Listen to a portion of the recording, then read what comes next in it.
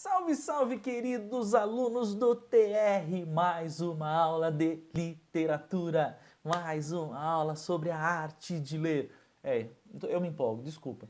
É porque quando eu falo de literatura, eu estou sempre rodeado de livros, eu amo livros, eu sei o quanto que livros me fazem bem, eu sei o quanto que eu aprendo com livros, eu sei o quanto que eu me desenvolvo com livros, eu sei o quanto que a minha comunicação ela flui melhor quando eu leio. Então, desculpa, eu tenho que falar sobre isso. Nós estamos falando nas últimas aulas a respeito de um autor que é um autor bastante importante também para a nossa literatura mais moderna, né, mais contemporânea, que foi o Carlos Drummond de Andrade. E aí, eu tinha comentado com vocês que Carlos Drummond ele escreveu vários estilos, mas ele escreveu vários livros de poesia também. Tanto que um deles está aqui, eu mostrei para vocês semana passada. É um livro que eu tenho aqui que é o Reunião, que tem 10 livros de poesia deles compilados, dele, né, do Carlos Drummond, compilados aqui. Agora, eu gostaria de trazer para você um pouco a respeito de poesia. Por quê? Porque eu tenho falado para vocês sobre alguns gêneros que nós temos trabalhado nessas aulas, e nós já falamos sobre crônica, por exemplo, aí apresentamos Fernando Sabino, eu apresentei para vocês uma crônica do Carlos Drummond de Andrade. Nós temos pegado alguns gêneros literários e trabalhado aqui. E eu gostaria de falar um pouco sobre poesia para vocês. Eu não sei o quanto de contato que vocês tiveram já com poesia na vida, mas eu vou dizer que mesmo que você ache que, de repente você pode achar assim, eu nunca li poesia, Fernando. Ou eu acho poesia chato. Eu acho difícil de você não ter visto poesia, sabe por quê? Porque tem algumas pessoas, tem um rapaz que se tornou bastante conhecido, se eu não estou enganado, o nome dele é Braulio. Quer ver? Deixa eu até... Braulio Bessa, isso mesmo. Eu estava com esse nome na cabeça. E se você procurar na internet, você vai ver o tanto de poesia linda que esse camarada ele tem escrito. E ele participa de um programa na televisão, e aí todo dia ele sempre traz um poema sobre algum tema.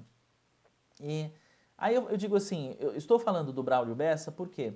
Porque isso ajuda, né? Quem já assistiu esse programa, ou já viu às vezes no YouTube, na internet, porque esses vídeos onde ele fala as poesias também está na internet, trouxe de novo para a nossa realidade, né, popularizando novamente a poesia.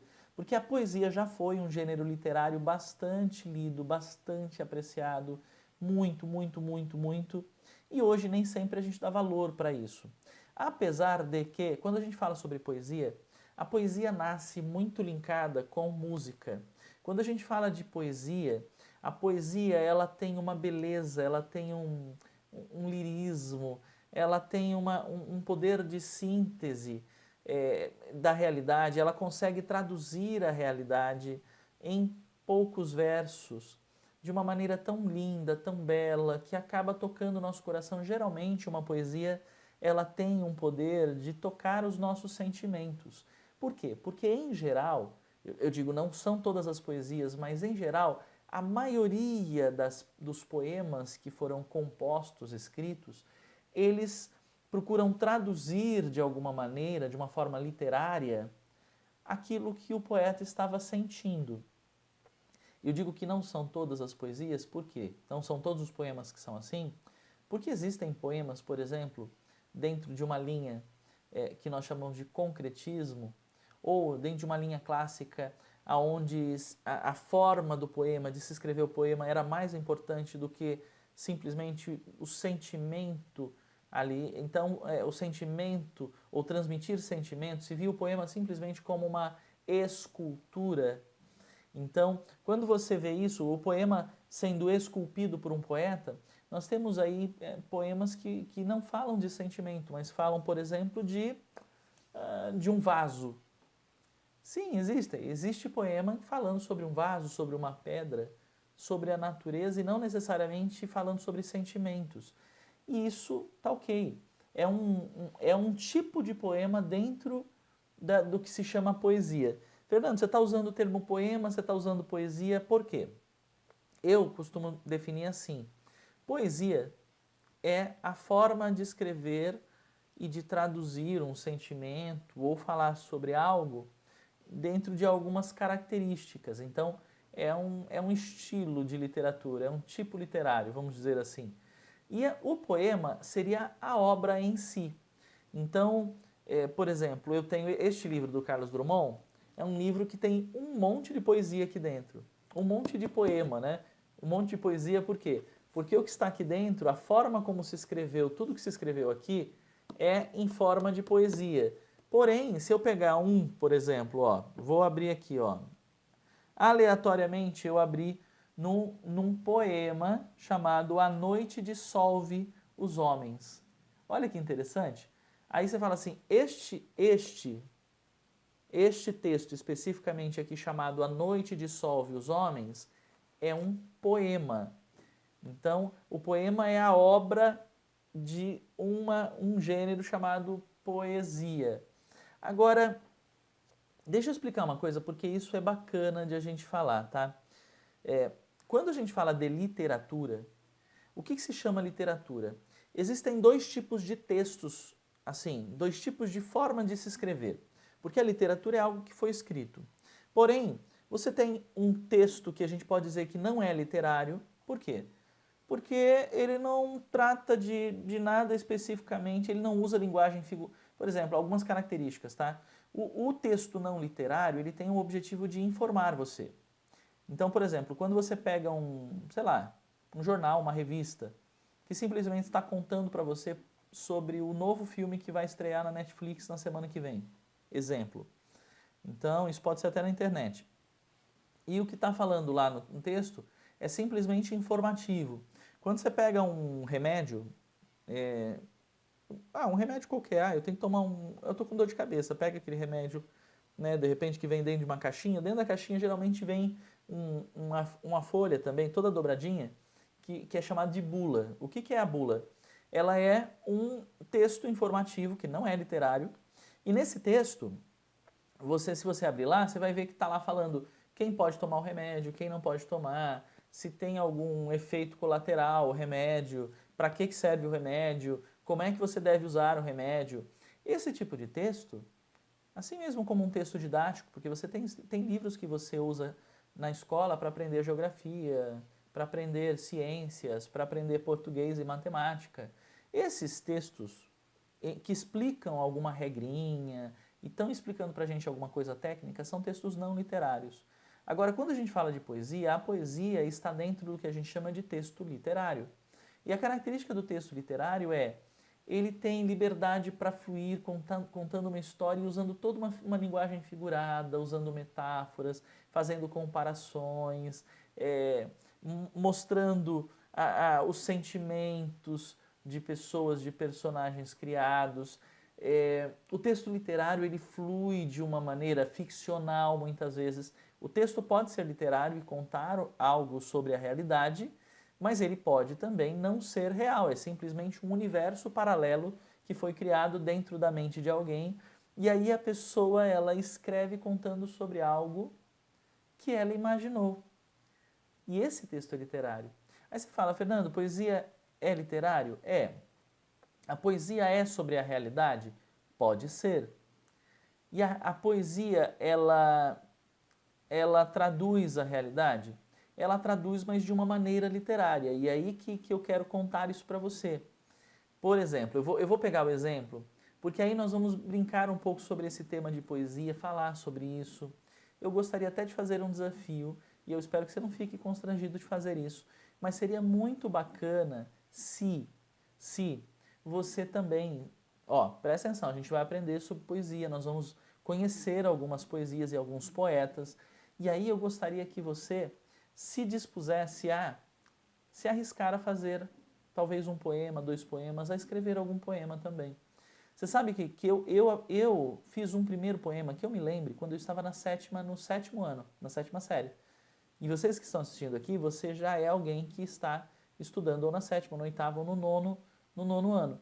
Quando eu estava na 7ª série, eu me lembro que eu tive um professor chamado Djalma, que deu uma aula de poesia e fez um desafio para a gente, e ele daria nota para isso, para que nós fizéssemos uma primeira poesia. A maioria lá nunca tinha feito poesia na vida, eu mesmo nunca tinha escrito uma poesia. E eu me lembro que ele deu vários temas, e eu escolhi o tema da morte, e eu escrevi uma primeira poesia, um primeiro poema a respeito da morte. E foi muito bacana, eu lembro que eu tirei nota A, nota 10 E aí, a partir daí, eu escrevi muitos poemas. Eu tenho um livro de poemas, de poesia, que eu pretendo mostrar para vocês também, para vocês conhecerem. Mas fica o desafio de você escrever um poema. Depois eu vou falar, o poema não necessariamente...